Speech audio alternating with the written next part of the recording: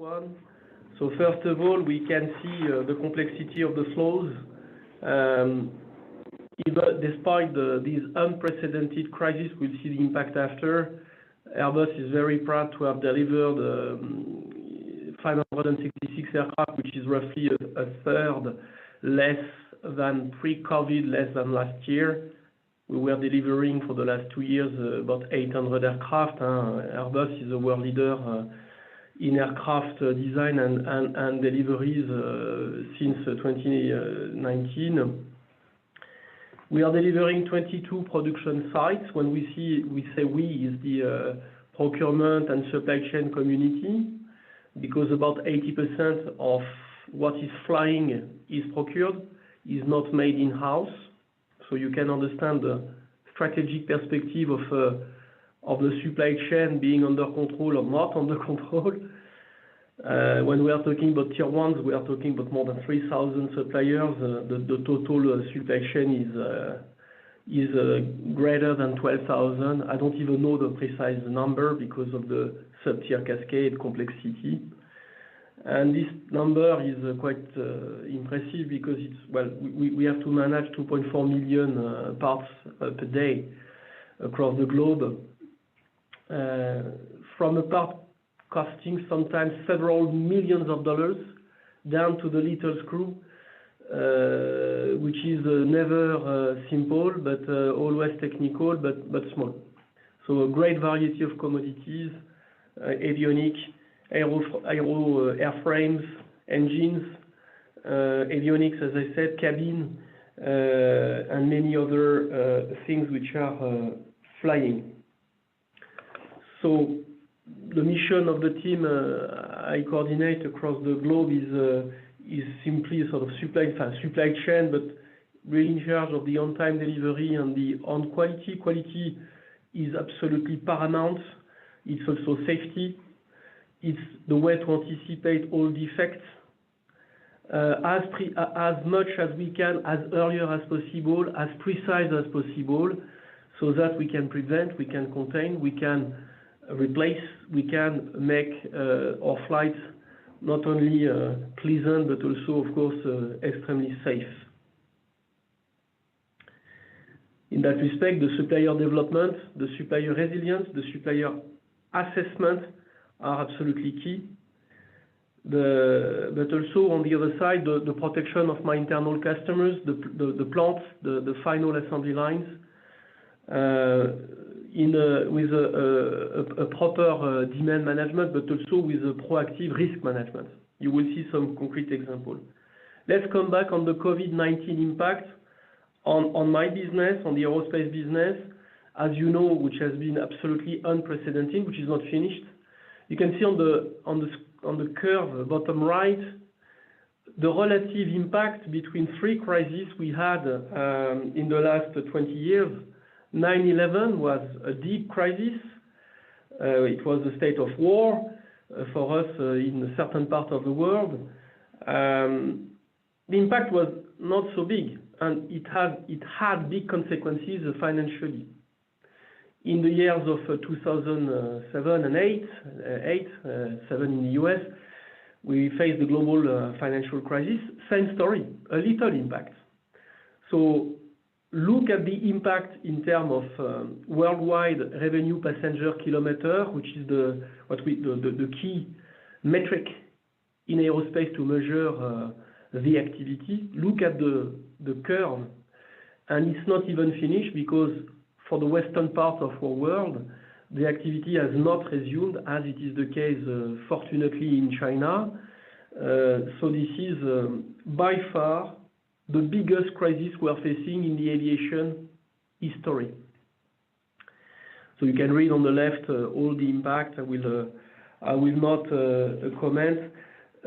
We can also say that we have not seen such an impact since the Second World War. So it's not yesterday, it's a long time ago already. And this is to show to you the importance. If we start to model the COVID impact in a more strategic way in terms of answers or response, we had to face, first of all, this crisis in China. I remember to have put in place a data room, a digital data room to collect the supplier failure, the supplier closures in China and in Asia early Feb. It propagated quickly in Europe and then the US, Canada, as you know, and largely after the rest of the world.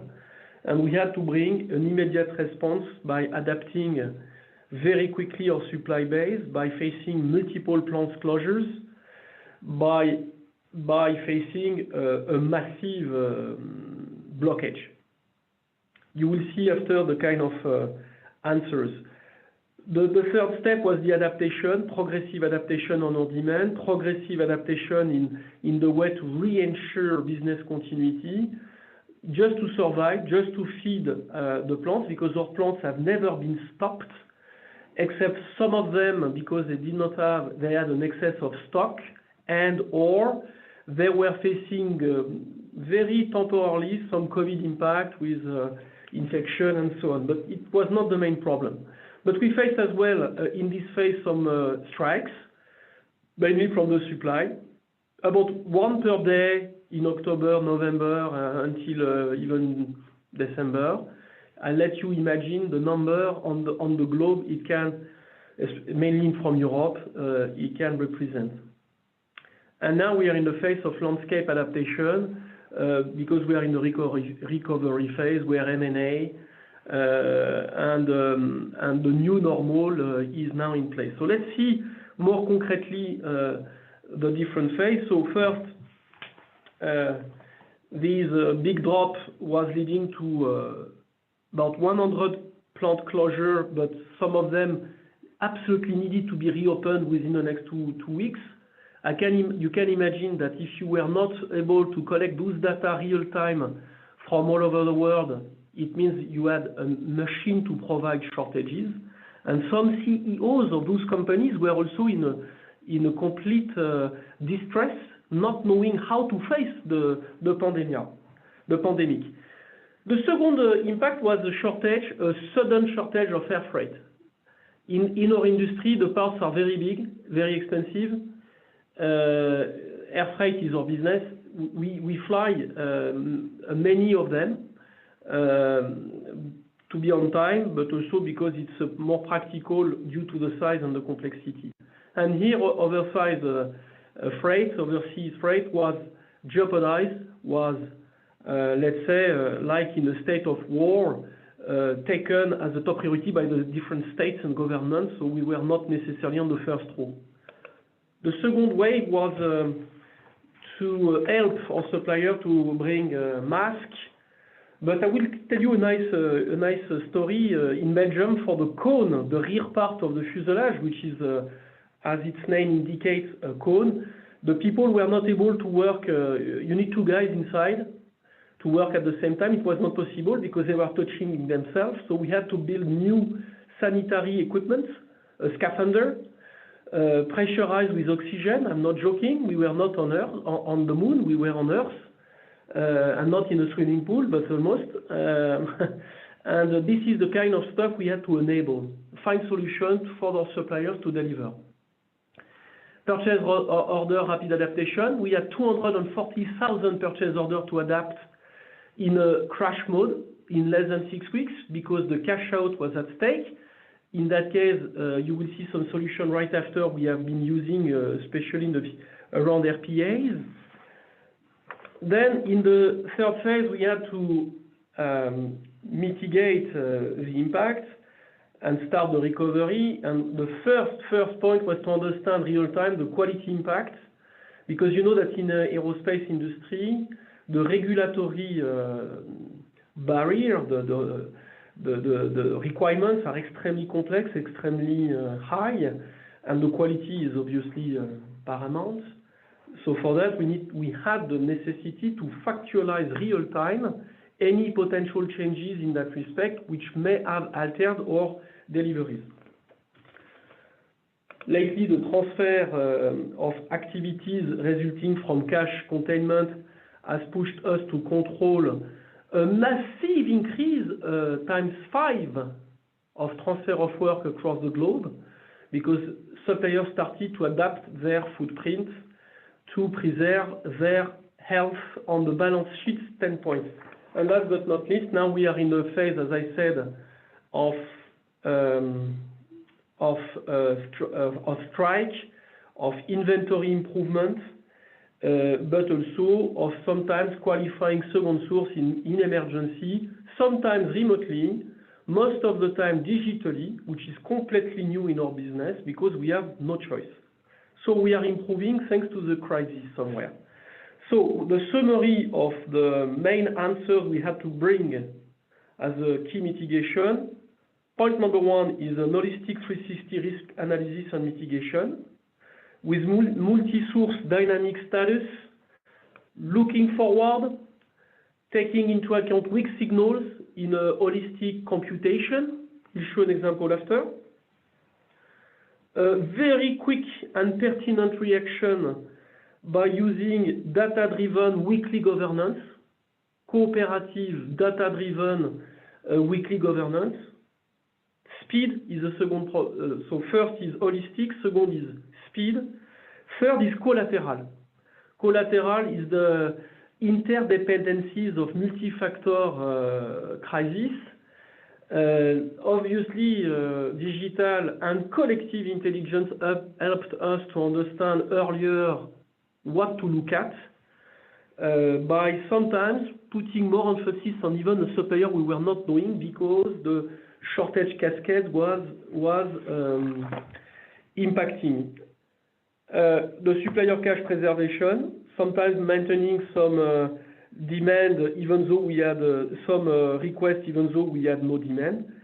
And this is a very important topic, is the decoupling of the multiplicity of the crisis, starting from the sanitary, going to financial, most of the time social, and then quality crisis. So it is the case in some suppliers. Digital solution help us. So let's look at the solution we have been adopting. First one is to gather real-time data from different sources in a different format. This one has been to anticipate operational issues, to get organized sooner, closing plant, restarting plant, understanding the projected buffer, understanding the next shipment status, including quality attributes, proposing to plant micro MPS master production schedule adjustments.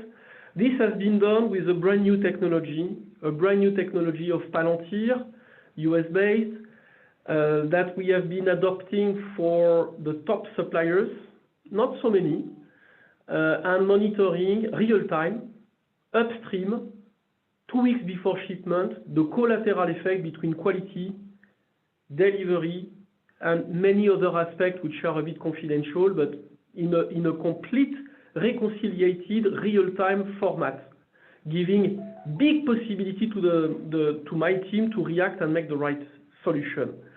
Multi-user interface, easy to customize, and very, very important, upstream understanding for downstream success. The second objective was to work hard on the anticipation of the risk.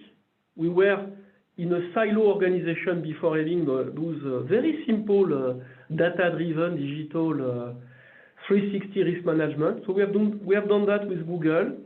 It's a Google dashboard, simply speaking, marrying multi-factors, so the financial assessment with the industrial assessment in a very simple matrix with coefficient associated with the risk.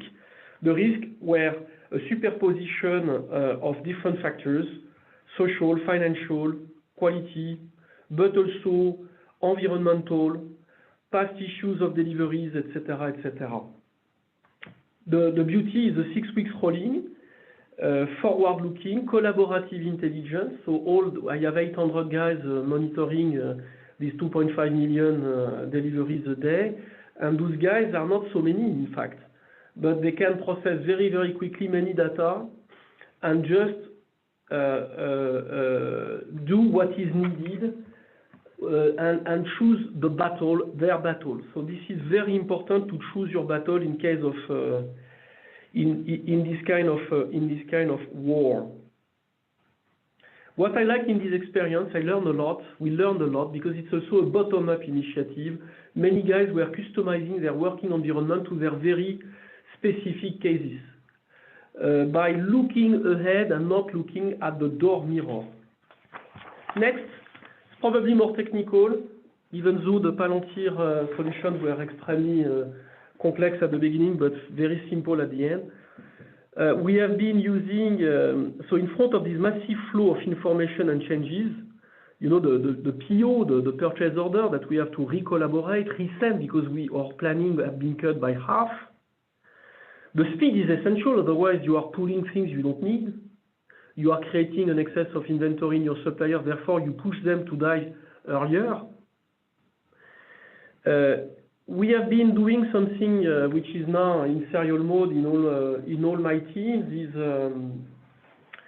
multiple RPAs which have been plugged on SAP exception messages to process automatically, sometimes with a multi-factor approach, offering, to the ordering officer what kind of smart answer we should bring to the supplier, because no one had exactly the same problem at exactly the same time.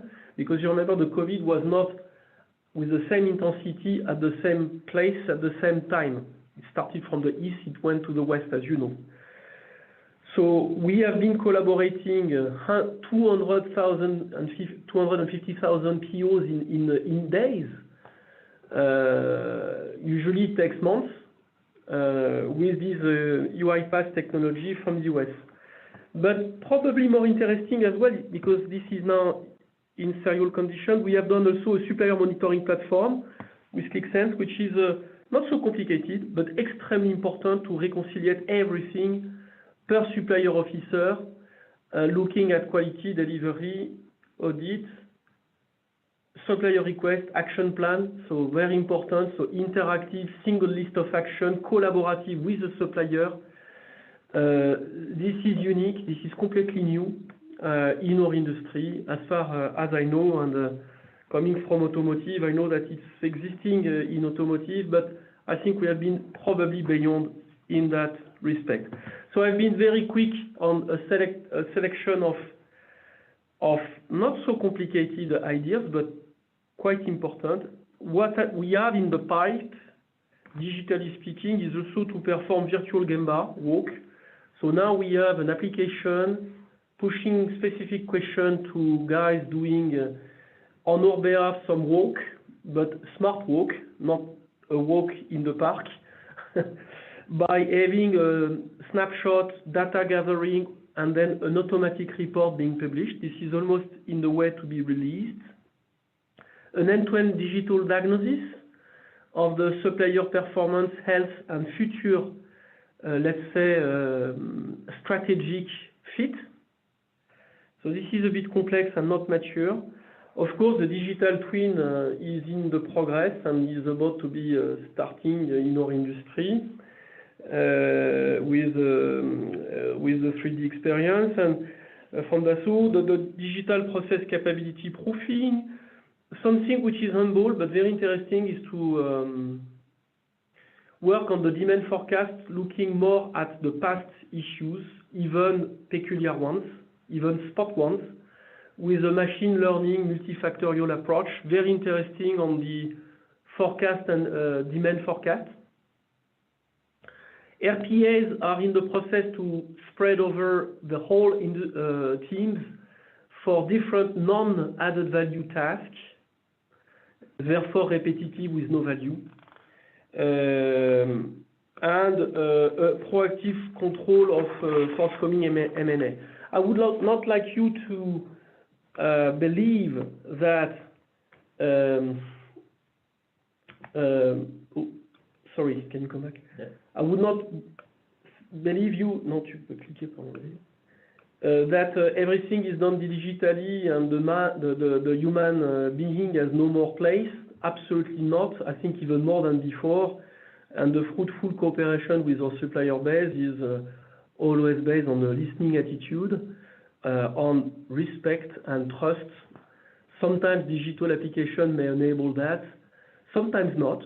we need to stay vigilant. And if we shake the hands, don't forget the hydroalcoholic gel, because it's not too bad today.